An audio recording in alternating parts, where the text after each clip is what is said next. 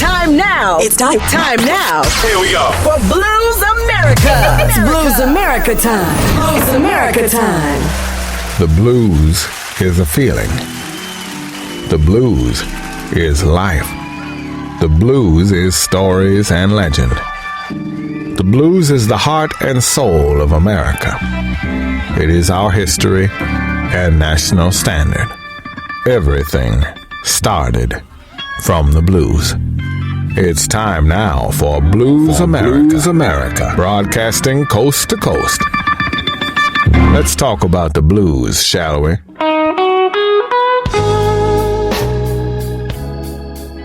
Yes, let's talk about the blues. This is your source for blues talk. A little blues show from Arizona, Blues America.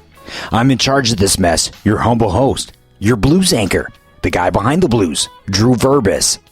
Here's what you need to know.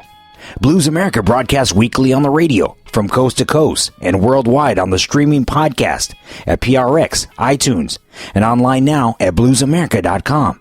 The website also features blues junk, like the photo of the week, the blues news, and detailed program information.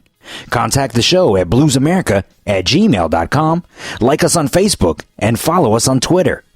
And I'd like to thank the listeners supporting the program in Bellingham, Washington, on Spark Radio, KMRE 102.3 FM, and the new Global Radio Community Network. Today on Blues America, a Halloween special with one of the most bizarre stories in American music history, the death of Johnny Ace, featuring author and musicologist Steve Bergsman, and author and historian R. Gary Patterson, plus the Blues Break Big Number 1, and later the Way Way Back Blues with Big Joe Williams from PRX, Public Radio Exchange. You're listening to Blues America. I'm that guy, Drew Verbis.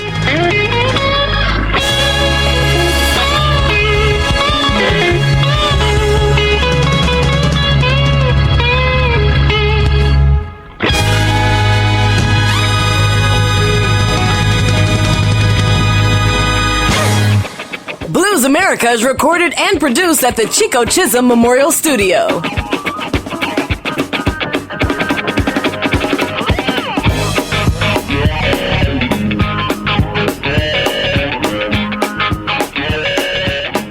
Today on Blues America, observing the spirit of Halloween with a special program, The Death of Johnny Ace, a true story about the bizarre and tragic death of rock and roll's first superstar, featuring special in-studio guests, musicologists, and author of the books The Death of Johnny Ace and The Seduction of Mary Wells, Steve Bergsman.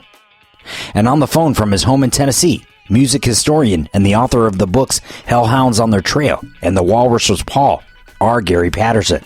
This is Blues America from PRX, Public Radio Exchange.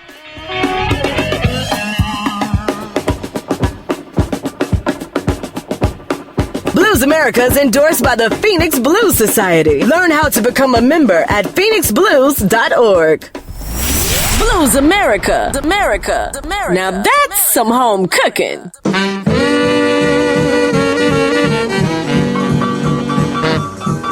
Steve, welcome back to Blues America. Give us a background on Johnny Ace. How did he arrive on the scene? So Johnny Ace came out of Memphis.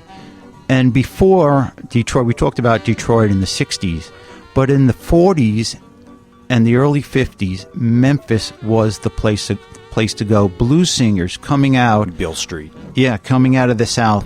The first place they stopped was Beale Street. And this was Memphis. This was Memphis's time on the map. And there was a tremendous amount of talent coming out of Mississippi and Alabama and even Texas, and they all come into Beale Street. And Johnny Ace was in the service and arrives on Beale Street, end of the 40s, maybe 1950s. And one of the first people he meet is B.B. King. So, and B.B. King befriended him and helped him out. B.B. King at the time was a DJ. And he had a show on, there used to be, I know it doesn't make sense in the digital world, but there used to be superstations. There was no FM yet, it was only AM. And some stations would have these tremendous towers which they broadcast. And I don't know how it worked, but the sounds or the signals would skip. So you could be 500 miles away from Memphis, and you'd get these you'd hear the Memphis station. Or, you're driving in Nashville and you'd hear Chicago. Of course, it had these super towers, these super stations, and Memphis had that. And B.B. King worked for one of these great stations, and it turned out it was owned by white guys, but they played, they changed it from a country station to a rhythm and blues station.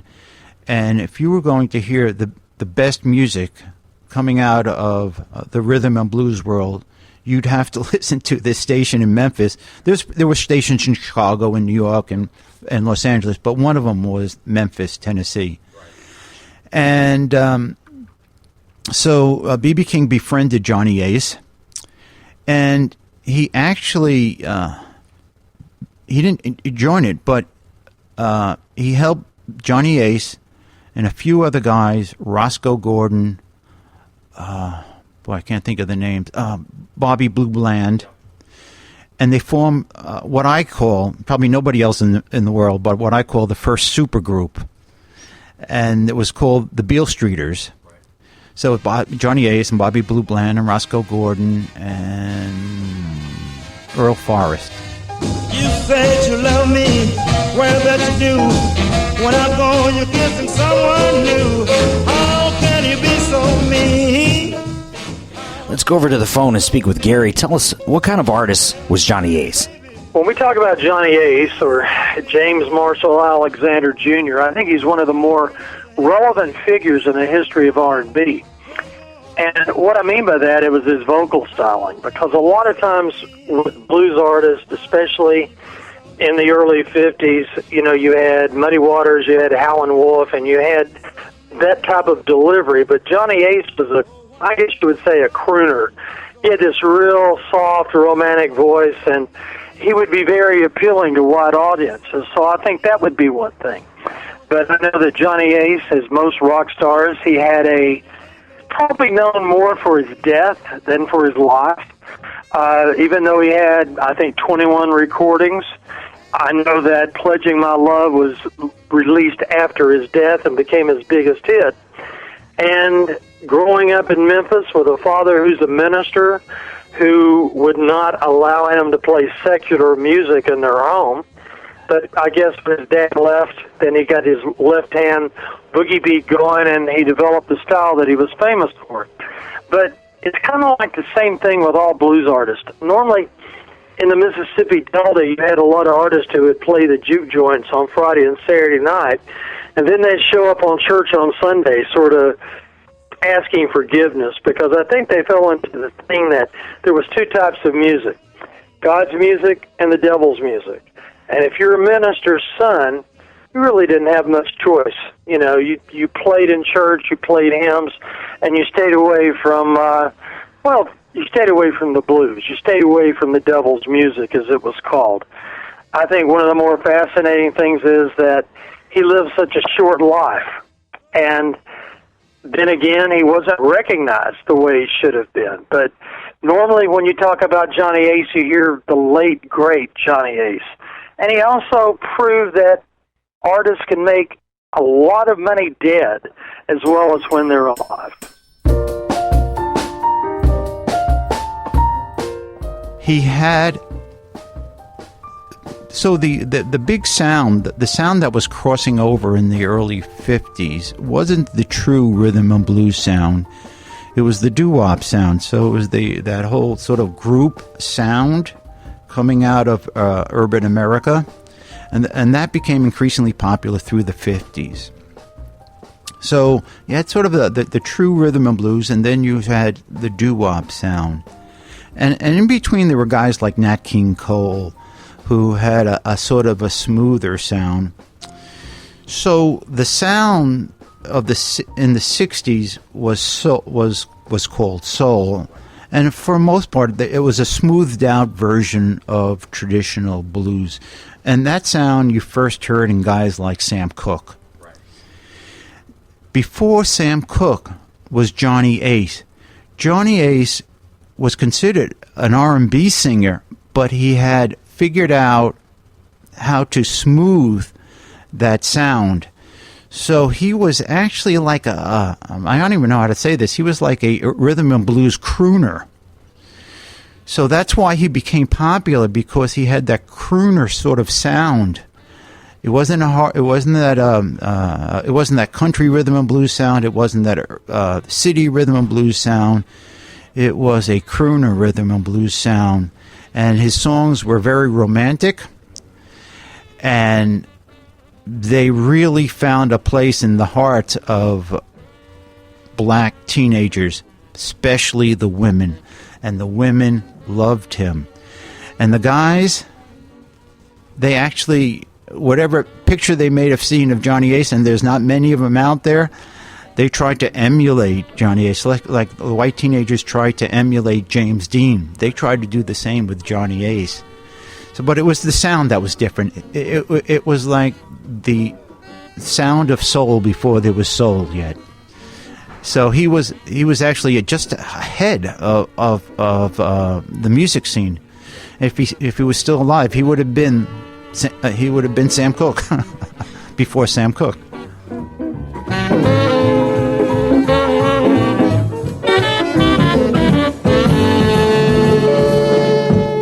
Got a black cat bone and a mojo too. It's Blues America. America.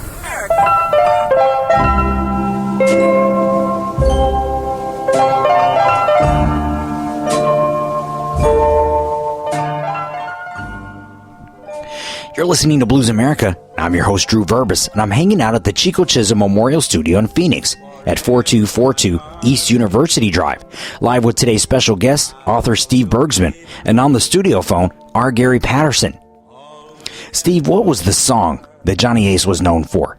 The song that people know is Pledging My Love, which became a huge hit on the R&B charts in 1955, a major crossover record for an R&B artist. It was number one on the R&B charts. It was a top 20 hit in the on the pop chart. There was even a cover version by Teresa Brewer, top 20 hit as well. But what people don't know, in a period from say 52 to 54, Johnny Ace, and I don't have the numbers correct, but somewhere between 8 and 10 top R&B songs, including many number one songs. He was the teen idol for urban African Americans. He was the James Dean of the black community. If you were a teenage girl in that period from 1952 to 1954, your pinup, you might say, was Johnny Ace. He was that popular. And when he died, his memorial service in Memphis, 5,000 people showed up for this memorial service. That's how popular he was. And people who knew Johnny Ace, and there was a book written by a writer from Rolling Stones, and he made the comparison. He said, whatever James Dean was to white teens, Johnny Ace was to black teens. And it always kills me that he was so well known. He was probably the first African American teen idol in America. So, first, there was Frank Sinatra, and maybe Johnny Ray in the early 1950s, and then came Elvis Presley, and so on. And those are all white guys.